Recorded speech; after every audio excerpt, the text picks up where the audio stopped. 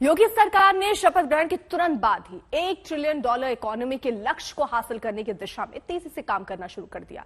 अगले 5 साल में इस टारगेट तक पहुंचने के लिए यूपी की इकोनॉमी का आकार 4 गुना बढ़ाना होगा, जबकि बीते 8 साल में यह महज 2 गुनी हो पाई है।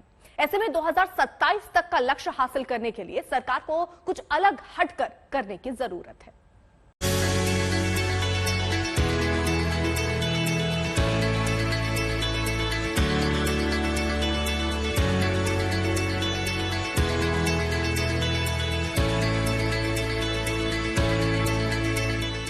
अपनी दूसरी पारी की शुरुआत के साथ ही सीएम योगी ने यूपी की अर्थव्यवस्था को $1 ट्रिलियन तक पहुंचाने के लक्ष्य पर जोर शोर से काम शुरू कर दिया है।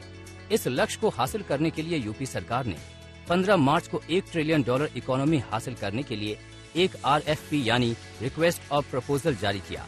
इसके जरिए देश भर के कारोबारियों को यूपी में निवेश करने का न्योता दिया गया है। शपथ ग्रहण के बाद सीएम ने यूपी की अर्थव्यवस्था को $1 ट्रिलियन बनाने के लिए 10 प्राथमिक सेंटर्स की पहचान करने के निर्देश दिए हैं। इसके अलावा ई ऑफिस व्यवस्था, सभी विभागों में सिटीजन चार्टर लागू करने, खाली पड़े पदों को भरने के भी सीएम ने निर्देश जारी किए हैं। लेकिन यूपी को $1 ट्रिलियन की इकोनॉमी बनाने के लिए राज्य सरकार को बड़े पैमाने पर काम करने की जरूरत है। दरअसल 2014 में यूपी की अर्थव्यवस्था 9.4 लाख करोड़ की थी, जो 2022 तक 8 साल में दोगुनी बढ़कर 19.1 लाख करोड़ की हो गई है। 2027 तक इसे 1 ट्रिलियन यानी करीब 76 लाख करोड़ बनाने का महत्वाकांक्षी लक्ष्य तय किया गया है। यानी अगले 5 साल में यूपी की अर्थव्यवस्था को 4 गुना बढ़ाने का टारगेट है, जो पिछले 8 साल के रिकॉर्ड को देखते हुए बेहद मुश्किल नजर आता है। हालांकि बीते 8 साल में 2 बरस कोरोना की चुनौती भी भारी पड़ी है। अपनी पहली पारी के दौरान सीएम योगी ने राज्य में इंफ्रा, रोजगार बढ़ाने और विदेशी निवेश लाने की काफी कोशिश की है। इनके असर से यूपी में विदेशी निवेश में बढ़ोतरी भी हुई है।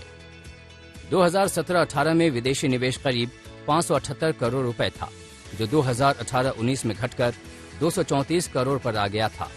2019-21 में इसमें जबरदस्त इजाफा हुआ और विदेशी निवेश 5,758 करोड़ रुपए तक पहुंच गया है।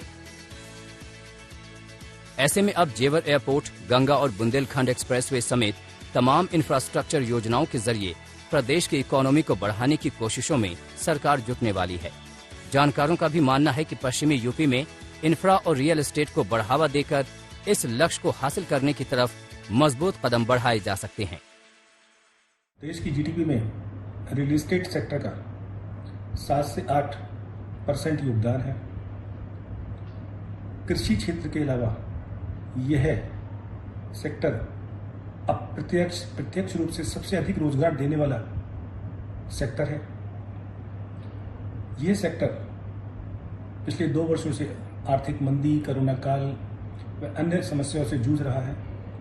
सरकार को इस सेक्टर को उबारने के लिए कुछ घोषणाएं करनी होंगी, कुछ प्रयास करने होंगे, जिससे यह सेक्टर दोबारा पटरी पर आ सके और ये देश की जीडीपी में 13 से 14% योगदान दे सके एवं उत्तर प्रदेश आने वाले समय में $1 ट्रिलियन इकोनॉमी वाला प्रदेश बने।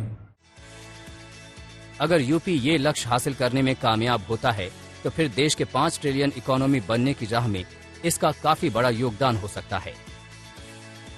आज तक ब्यूरो।